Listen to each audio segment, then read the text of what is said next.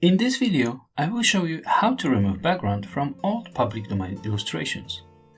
If you sell your digital products on Etsy or sites like Creative Fabrica, or maybe you intend to sell, this site will be a perfect tool for your workflow. All of these images had their background removed using this tool. The site is called ClipDrop.co. To access the background removal tool, go to Tools tab, pick Remove Background. Here we can click, paste or drop up to 10 images. For free, you can only remove background from one file at a time, and also size limitations apply here. I have a premium subscription, so I will show you the slight differences between removing background from one image versus set of 10. I've downloaded a few images from archive.org. I have a few videos about archive.org, so you can check the links in the description.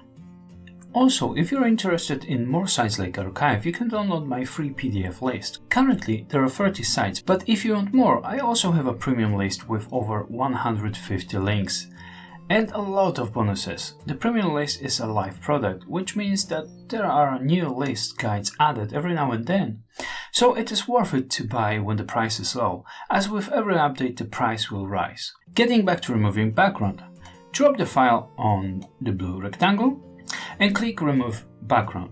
After 10 to 15 seconds, ClipDrop will remove background and you will be presented with a few options. We can here check the before and after, edit the design a bit further and download it.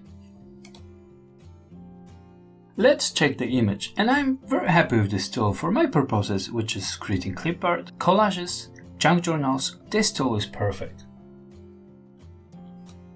Let's see how it will remove background from multiple files. When I have more files than 10, I tend to group them in folders of 10. It is my workflow to avoid duplicating the background removal process, as it happened a few times when I was editing multiple files during one session.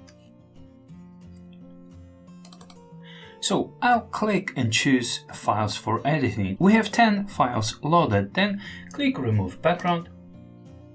At this stage, when processing the whole batch, ClipDrop will not allow you to edit the images further or check the before and after. Also, you do not have to manually click the download button. Download appears automatically. As it will take some time actually to remove backgrounds from the whole batch, I will fast forward to the next part of the video.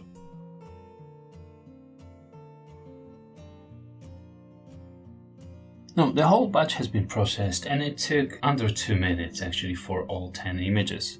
After removing the background from the whole batch, if you want to load a new one, click on the X, then clear and repeat the process. So what I'm gonna do, I'm just gonna load another batch.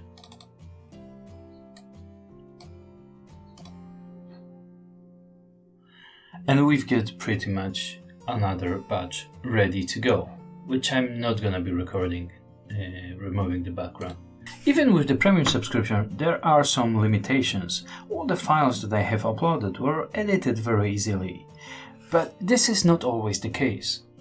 As there is a size limit, it might happen that if you download your images from archive.org or any other public domain site, and they are larger files, then you will see this message.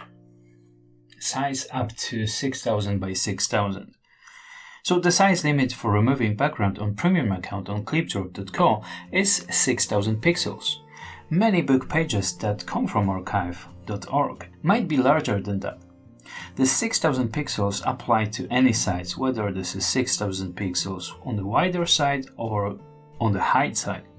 So if this happens, you have to either shrink the file or trim the old book page size, which you do not need anyway. Price-wise, ClipDrop is not expensive at all, in my opinion, especially with the quality that it offers. And the option that it edits multiple files in one go, it saves a lot of time. On top of that, background removal is only one tool out of many that this site offers. All links to various resources mentioned in this video are in the description below. Thank you for watching.